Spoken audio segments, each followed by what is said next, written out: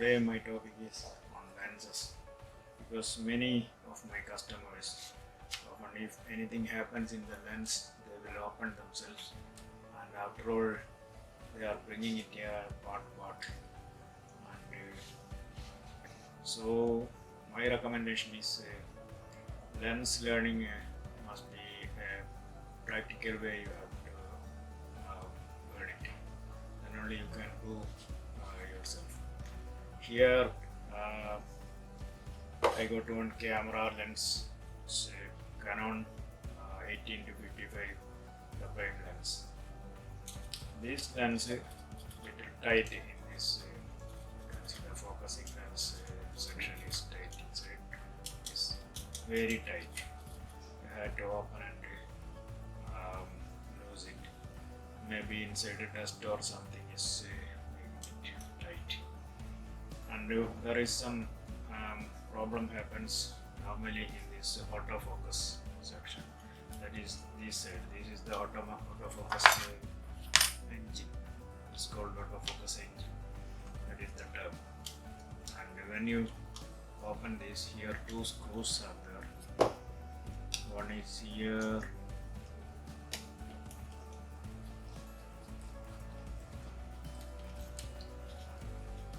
Okay. Both are the same screws. And open this, and you can see one here one switch, autofocus manual focus switch is here.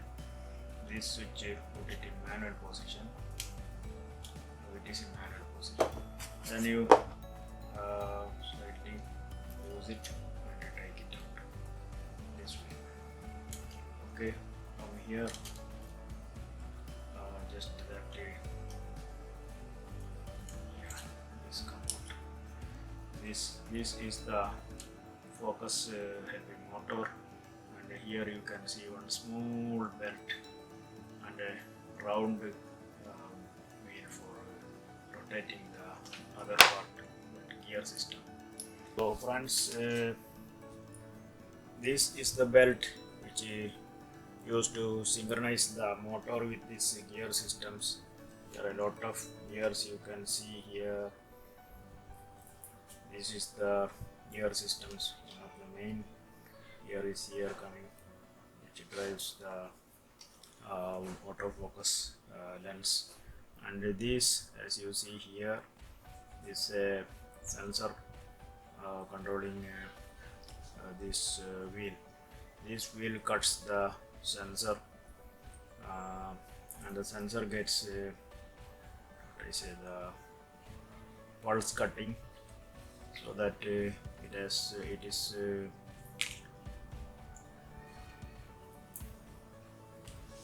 used to control the sensor voltage and everything.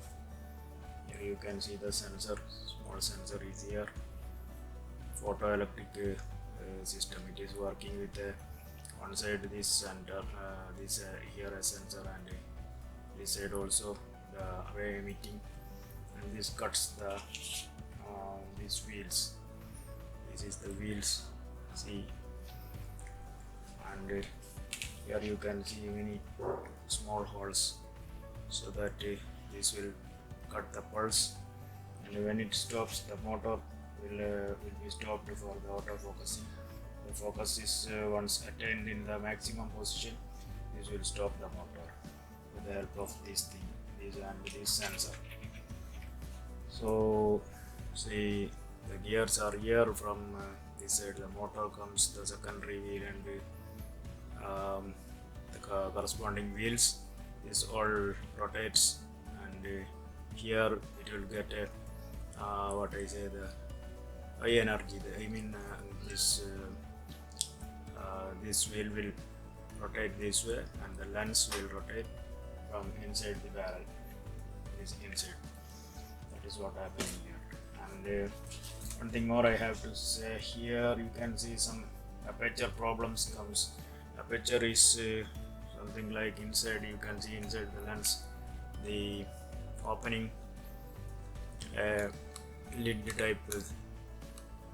This when the light is in a high level light and it's a noon time, outside shooting is something not possible, because if the light entering in a more quantity, then the picture will be blurred. That's why this controlling, there is ISO and shutter speed and this aperture, this all totally comes in a one by one method. I mean, when this aperture is controlled, the speed of the shutter and everything will work together with the corresponding speed.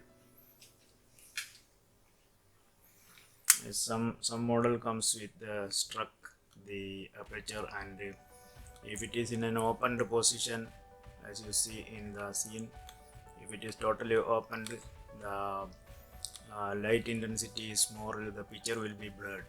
And if it is totally closed, when evening time or little light, dim light or somewhere like that situation, the ambience is less light, so the picture will become darkish, and that time we have to get more opened position, this aperture.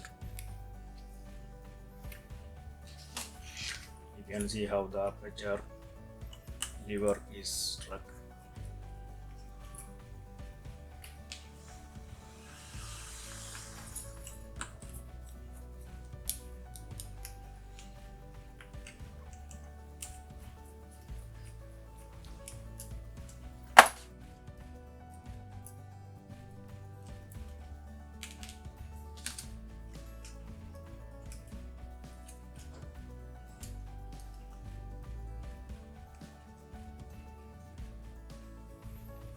This lever is the aperture controlling. From here you can see inside your base unit, the camera base, there is a lever. This normally this is a Nikon or Nikon, what you say, someone says Nikon, someone says Nikon. In the Nikon camera, this type of aperture control is getting, and in other Canon cameras like this, is actually controlled by the electronics circuitry. Inside here you can see the separate connection for controlling the aperture motor inside, and this what I say, this a window type thing that comes closer and wider as per the adjustment in your camera, and this is controlled by electronic circuits that I will explain you later. And these kind of cameras, this lever is sometimes struck, sometimes here is a spring action. If the spring is little cut or something happens on the spring, this will not get. So okay, I think you can understand this, and this goes inside here.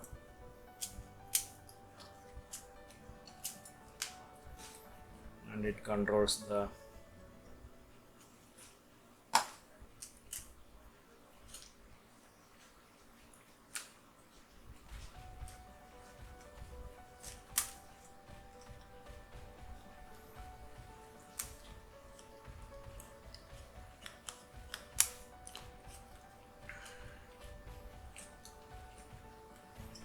lens is inside. You can see the lever which is controlling this way, is opening, and inside the base you can see inside the base there is one lever at the side of the this base unit.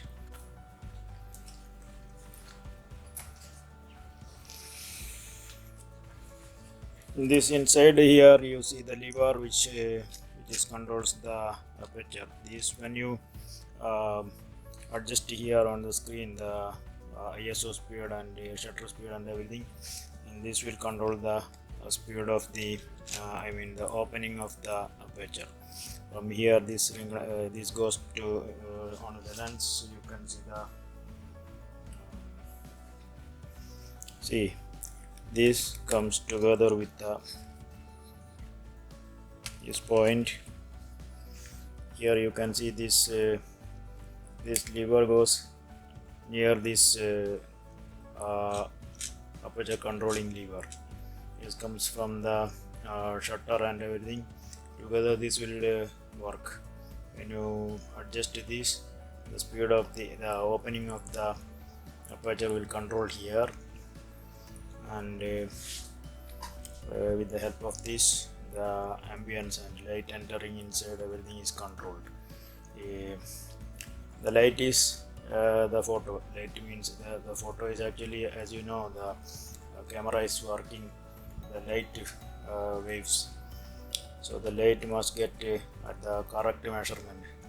If it is more, the picture will be blurred, and if it is less, the picture will be darkish. The mirror is here. This is the reflecting mirror, and inside you can see the shutter. It's little dark, so maybe you cannot identify this. Anyway, when the shutter opens, the CMOS sensor is there. The picture falls on this, and through these several lenses inside, the picture goes, and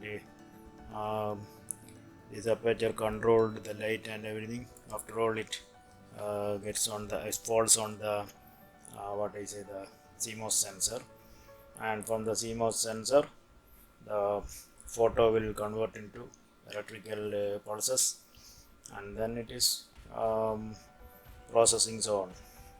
Okay. So one thing you have to carefully look here is when you fix this autofocus engine, here is one. This is the rotating gear, which is comes from the motor side. This motor will rotate, then this will rotate. This will go inside the lens side. There is one shaft. One shaft here it is. Sometimes I don't know whether you can see or not, because this is totally black inside. That's why it is not visible. Anyway, when you look directly, you can see clearly here, and that shaft must go inside this pipe. And this pipe will rotate, and the lens will rotate forward and reverse. When you fix this, it's easily to fix because that shaft is entering inside this barrel, this pipe easily. Now it's in the correct position. Now you have to fix the screw both sides. This one is here and one is this side. Fix it this way. Okay. Hope that you enjoy this session, and later I will come with another work on lens. So I'm signing off. Please do enjoy and please do subscribe the channel and promote me. If you are interested, you like it, and you are not interested, you just unlike it. So okay, thank you for watching.